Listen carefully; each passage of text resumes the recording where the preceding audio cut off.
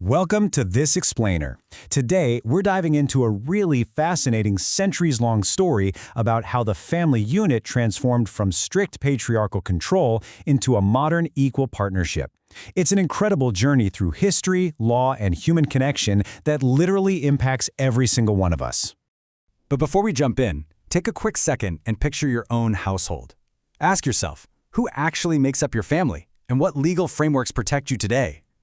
It's wild to think about, but the answers you just came up with are the result of thousands of years of social and legal revolution. To understand how those modern rights came to be, we'll be mapping our evolution through 6 key stages: what makes a family, the patriarchal past, the Industrial Revolution catalyst, marriage as equal partnership, the evolution of family law, and finally, protecting children and property. Let's get right into it. Section 1. What makes a family? The building blocks of society. So, at its absolute core, a family is at least one adult and their children. But historically, and even today, this usually takes one of two shapes. First, you've got the classic nuclear family. Two married adults and their kids living independently in a private home. And then there's the extended family, which brings grandparents, aunts, uncles, or married children into the mix, with everyone sharing life under one roof. Now, regardless of which structure we're talking about, healthy families act as the ultimate social glue. They're serving 5 vital functions for society. We're talking emotional support, regulating behavior, and taking on the massive job of raising kids and managing healthcare. By guaranteeing economic security, like keeping a roof over your head and a warm meal on the table, these units collectively create the stability that keeps our wider society functioning in peace.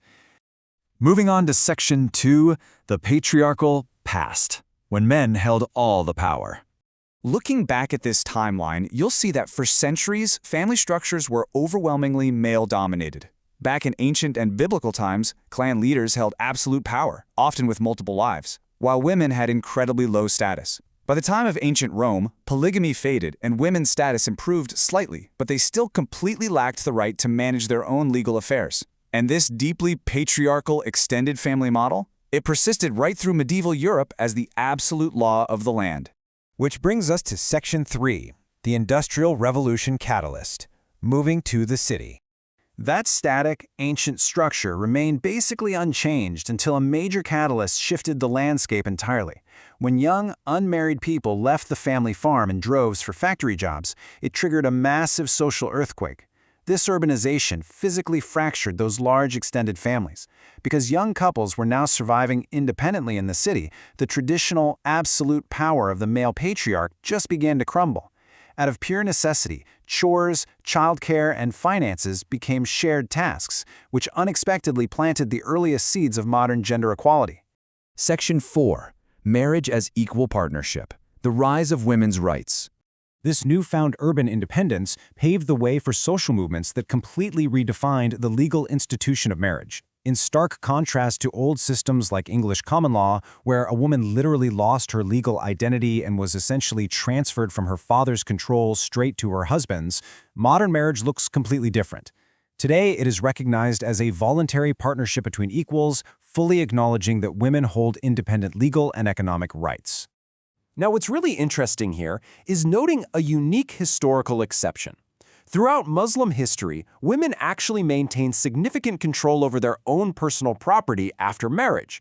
So absolute legal erasure upon marriage wasn't necessarily a universal human constant everywhere. Observing today's landscape, we see that the law continues to adapt as a living, breathing thing. The 21st century definition of family just keeps expanding. We're seeing growing social and legal acceptance of same-sex marriages, non-traditional structures, and a sharp increase in couples choosing to cohabitate without ever marrying. The legal framework is actively evolving to reflect how people actually live in the 21st century. Section 5. Evolution of family law. Balancing private desires with public interests. Let's see how this builds into the evolution of family law, specifically when it comes to how relationships end. Historically, across Roman, Muslim, Jewish, Chinese, and Japanese cultures, a husband could often unilaterally dissolve a marriage simply on his own. Today, though, modern systems step in to balance those private desires with public interests. Ending a marriage now requires mutual agreement, often mandates reconciliation efforts, and utilizes specialized family courts to ensure fair proceedings. Finally, Section 6, Protecting Children and Property, creating safety nets. This legal evolution extended fiercely to protecting children, too. Where fathers once held total, unchecked authority over their kids, the modern state now actively overrides parental power. Governments step in to ensure a child's safety by enforcing mandatory education and strictly prohibiting things like child labor and abuse. The law now views children as individuals with their own distinct rights. The law also recognizes modern, shifting family dynamics by creating vital financial safety nets. With higher divorce rates leading to more single-parent households, legal frameworks often step in to provide financial aid. This ensures that a change in family structure doesn't just result in economic devastation for the kids. And it's a similar story for inheritance and property succession. Family law doesn't just dictate how we live together, it dictates what happens to our assets after we're gone. Yes, individuals can write wills or testaments to dictate how their property is distributed. But acting as a check and balance, courts will actually allow a surviving spouse or child to legally challenge deeply unfair distributions. You can't just leave your immediate dependents high and dry without the court potentially stepping in. Now, what if you don't plan ahead at all? Well, that brings us to the term intestate, which simply means dying without leaving a legal will. If this happens, the state has structured specific inheritance laws to automatically step in.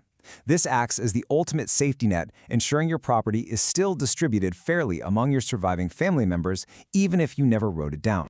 Considering how drastically our rights and household structures have shifted from ancient patriarchies to modern equal partnerships, it leaves us with one pretty provocative thought. As society continues to evolve, how will the law define the family of tomorrow?